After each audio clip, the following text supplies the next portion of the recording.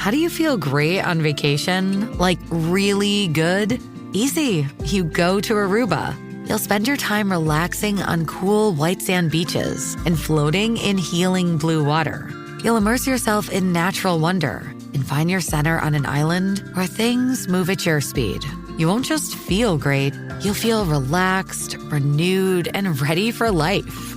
That's the Aruba effect. Plan your trip at aruba.com. This is Optimal Health Daily, the best way to keep your family happy, by Adina Soclof of parentingsimply.com. And I'm Dr. Neil Malik. Hey there, and welcome to another bonus Sunday episode, where I share an article from one of the other podcasts in our network. Today's post comes from Optimal Relationships Daily, where articles covering all types of relationships are read to you every day. So, with that, here's an article from Greg as we optimize your life. The Best Way to Keep Your Family Happy, by Adina Soclof of parentingsimply.com. Our family just spent a lot of time together over the spring holidays. We had lots of good times and some not so good times. We all took turns being in a bad mood. After 15 years of motherhood, it's still hard to admit that even adults, that includes me, get cranky and whiny. I used to get very upset when things were not always running smoothly and everyone was not on their best behavior. I finally came to the realization that family life is like a winding country road, sometimes even and flat, and other times quite bumpy and hilly. The instances where everyone is level-headed and satisfied should be cherished as a gift. The bad moods are annoying, but normal, and usually need to be dealt with at some point every day. It's not easy to remain calm, cool, and detached when you're watching your toddler tantrum, your teen slam doors, and your spouse getting snippy. Unfortunately, bad moods can be contagious. Negativity breeds negativity. It helps if our bad moods and the bad moods of others are navigated with respect, empathy, and acceptance. Here are 5 ways to help you keep your family happy. Number 1. Cut yourself some slack. Low states and feeling blue are an annoying but intrinsic part of life. When we are feeling blah, or we see others acting poorly, we tend to blow things out of proportion. We can become critical of ourselves and our family members. The best way to manage our bad moods and the bad moods of others is to accept them at face value and acknowledge them without any judgments. Criticizing. Why do I always get so upset about everything? I'm such a party pooper. Why is she always whining about everything? She's so spoiled. Accept the low state and be kind to yourself and others. Seems like I'm having a rough day. I'm in a low state. Nothing to worry about. I'll come around soon enough. She's having a rough day today. She usually doesn't act like this. Once she pulls herself together, she'll get back to her cheery self. Number 2. Be kind to others. Bad moods can also taint our perceptions of our kids and our spouses. Behavior that was considered normal one day may seem contentious and irksome when one is feeling down. Resentment can fester, and the blame game starts. If we recognize that our bad mood is the cause of the negativity, we can avoid conflict. Blaming others.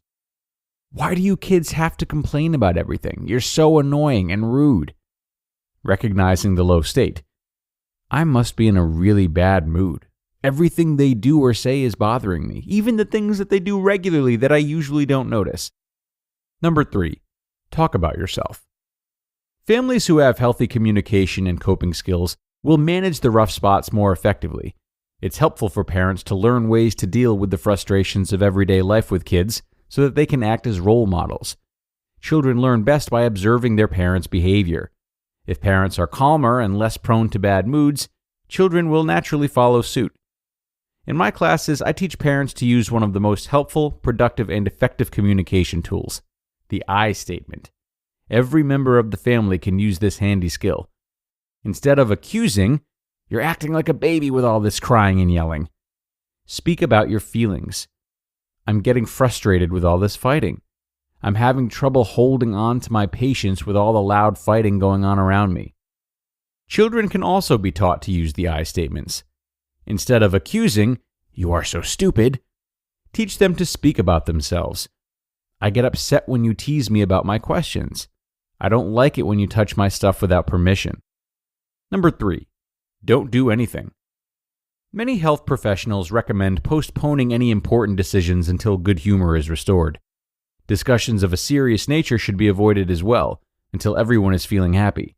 It's fair for family members to say to one another, "I'm feeling overwhelmed right now. I need to let you know later if I can chaperone for your school trip. I'm not in the best of moods. Can we have this discussion another time?" Number 4, take a breather. When emotions are running high, it's the time for everyone to take a break from each other. When members of your family are not getting along, gently encourage them to find a quiet place to recharge. Parents can do this by role modeling. "Boy, am I in a bad mood. I need a couple of minutes of quiet to pull myself out of this funk. I'll be in my room if you need me." You just listened to the post titled, "The Best Way to Keep Your Family Happy" by Adina Soclof of parentingsimply.com. And this was an awesome post from Adina today, as per usual. I really love her constant use of examples for how we can talk to our children. It makes retaining her lessons so much easier, at least to me. Now, I want to talk about one of her thoughts today, as I found it to be really relevant, not just to family life, but to everyday life. And that is the idea of accepting the low states. This is so important on a familial scale, on a personal scale, and on a global scale. It's very easy to get so wrapped up in bad times, and we tend to forget that disaster striking on any scale is not an exception, but it's the norm. Sure, we may do our best to prevent it, but low periods, even if they come with unbelievable horror, are part of our own journey and the journey of the world. No, we do not have to like them. No, we do not have to stand by, let them happen, and try to delegitimize them. But we can prepare ourselves for them. We can count on them coming sometimes, and just get better at sitting with that reality when times are good.